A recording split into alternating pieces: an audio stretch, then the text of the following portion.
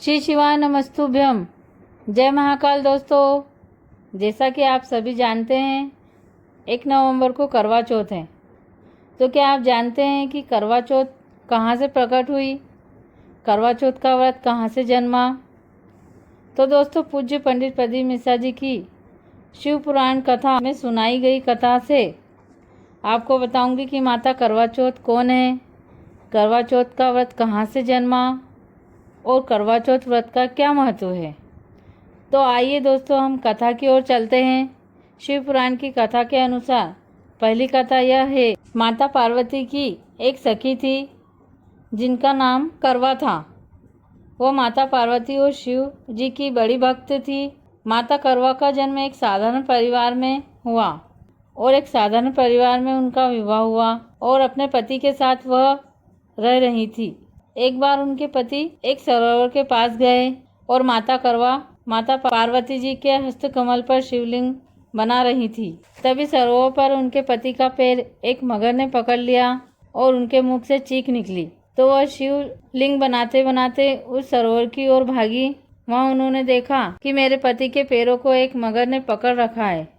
तभी उन्होंने अपनी साड़ी की एक चीर फाड़कर मगर की पूंछ को बांधा और सरोवर पर उगी एक घास के तिनके से उस मगर को बांध दिया। मगर हिल नहीं पाया। उसके बाद यम के दूत उनके पति को लेने आ गए। करवा ने पूछा, तुम कौन हो, यहाँ कैसे आ गए? यमदूत ने कहा, तुम्हारे पति का आज अंतिम दिन है, मैं उन्हें लेने आया हूँ। तभी माता करवा ने कहा, मारना है तो इस मगर को मारो और उसको ले जाओ जिनसे मेरे पति के पैर पकड़ रखे हैं, और मेरे पति के प्राण तो आप ले नहीं जा सकते हो। यमदूत खड़े हैं। करवा उनके पति को ले जाने नहीं देती है। करवा को क्रोध आ गया। हाथ में जल लेकर कहा, अगर एक यमदूत भी मेरे पति के पास आया तो मैं शिव भक्त पार्वती भक्त करवा आपको श्राप दे दूंगी। दूर डर के यमराज के पास गए और कहने लगे, करवा अपने पति के प्राणों को हमें लाने नहीं दे रही है। तब यमराज करवा के पास आकर उन्हें समझाते हैं कि तेरे पति की अवधि पूरी हो चुकी है, उसे ले जाने दे। यमराज जी को भी क्रोध आया। तब करवा जी को और भी क्रोध आया तो वह हाथ में जल लेकर श्राप देने लगी। तब यमराज चरणों में पड़ गए और कहने लगे, करवा मैं तुझे वर देता हूँ, आज चतुर्थी का दिन है, तेरे पति को मैं जीवन दान देता हूँ। आज के दिन जो तेरे नाम से व्रत धारण करेगा उसका अखंड सौभाग्य यह यमराज करेगा, स्वयं मैं करूँगा। और तभी से इसी के साथ माता करवा मिट्टी के पात्र में जल लेकर आती हैं और अपने पति को पिलाने के लिए देती है। उनके पति उठकर कहते हैं, इस जल की ज़रूरत तुम्हें है जो शिव पार्वती की आराधना में लीन है। जल को भी नहीं धारण किया है। और माता करवा को पानी का आचमन उनके पति कराते हैं। बस वहीं से करवा चौथ का व्रत प्रकट हुआ और पति अपनी पत्नी को जल का आचमन कराते हैं। इसके बाद भगवान कृष्ण ने द्रौपदी से यह व्रत करवाया। इसी तरह यह माता करवा चौथ का व्रत चला आ रहा है। दूसरी कथा के अनुसार भगवान कृष्ण ने द्रौपदी से चौथ का व्रत पति की लंबी आयु के लिए इस तरह करवाया। शास्त्र के अनुसार माता द्रौपदी से करवा चौथ पूजन भगवान कृष्ण ने करवाई थी। क्यों करवाई थी? तो कहा, अर्जुन माता द्रौपदी को छोड़कर नीलगिरी पर्वत पर तप करने चले गए थे। जब वह तप करने गए उन्होंने घोर तप किया तो द्रौपदी को कहीं से पता चला कि दुर्योधन ने अपनी 2 अक्षणी सेना अर्जुन को मारने भेजी है। इसके बाद कृष्ण द्रौपदी के पास दौड़कर पहुँचे।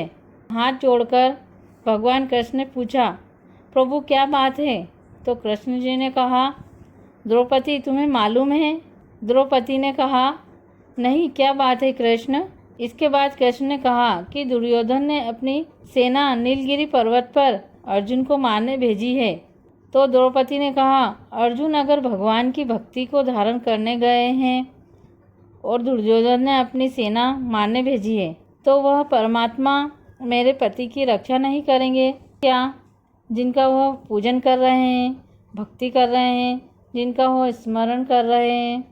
भगवान कृष्ण मन में सोचने लगे। तो मैं ही तो आया हूँ तुझे मार्ग दिखाने। और भगवान कृष्ण कहने लगे, द्रौपदी, तुम्हारा पति अगर वन में बैठकर तप कर रहा है तो तुम एक काम करो, एक पात्र में जल लेकर पूजन की थाली तैयार करो। ब्रह्म मुहूर्त से लेकर चंद्र प्रकट होता है तब तक व्रत धारण करो। तब द्रौपदी ने व्रत धारण किया और भगवान कृष्ण ने द्रौपदी जी से पूजन करवाया। चंद्र को अर्घ्य देकर खुद जल का आचमन कर व्रत पूर्ण किया। तभी से यह करवा चौथ व्रत करने लगे। कहते हैं द्रौपदी ने व्रत धारण किया और जो दुर्योधन की सेना अर्जुन को मारने गई थी वो अर्जुन का कुछ नहीं कर पाई। बस यही करवा चौथ की कथा है। पूज्य गुरु जी की शिव पुराण की ऐसी ही कथा जानने के लिए मुझे फॉलो कीजिए। श्री शिवाय नमस्तुभ्यम।